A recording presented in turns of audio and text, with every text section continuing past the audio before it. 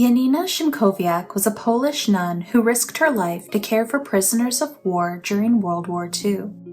She was born in Poland in 1910. She was the youngest child and only daughter of the family, so she was treated like a princess. She was very bright and extremely intelligent. After high school, she went on to university where she studied foreign languages.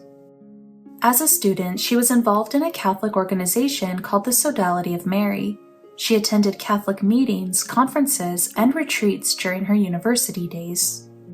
She was also engaged in charity work, and she became a well-known face among local beggars. When she was 24, she traveled to France to become more proficient in the French language. She was invited to France by the Oblate Sisters of the Sacred Heart of Jesus, and in spending time with the sisters, she began to feel a vocation to join their order. While in France, she took a pilgrimage to Lourdes, and this further solidified in her mind that she was being called to the religious life. She said, "It determined my entire future, and without returning to my family home, I began my postulantship with the congregation of the Oblate Sisters." Janina's parents weren't thrilled about this turn of events, so they sent her to her brother, a priest named Father Eric, hoping that he could convince her to change her mind. Instead, he encouraged her calling and introduced her to the Seraphite sisters who worked at his parish. Janina joined the Seraphite sisters. She made her initial vows in 1938 and adopted the religious name Maria Sancja. Her motto was, "God's will is my will. Whatever he wants, I want." In her diary, she wrote, "Jesus wants me to be a holy religious, and he will not be happy with me until I use all my strength for him and become a saint. God is everything, I am nothing. I have to become a saint at all costs. This is my constant preoccupation." As a nun, her intelligence came in handy. She worked as a teacher, tutor, and translator for her order.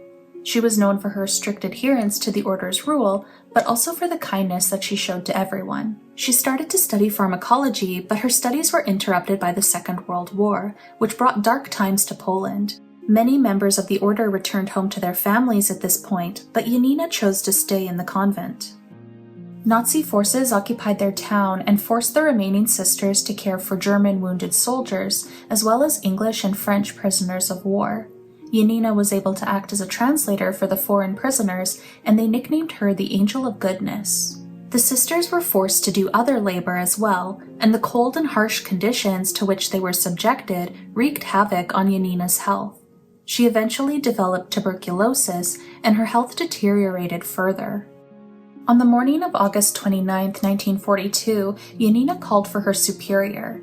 She had a premonition that she was going to die that day. Her superior asked her to pray to God, but Janina told her superior that she wanted her to command her to pray, so that she would have one last chance to be obedient for the last time, saying, "Because I am dying of love, and love cannot deny anything to love." After saying these last words, she passed away.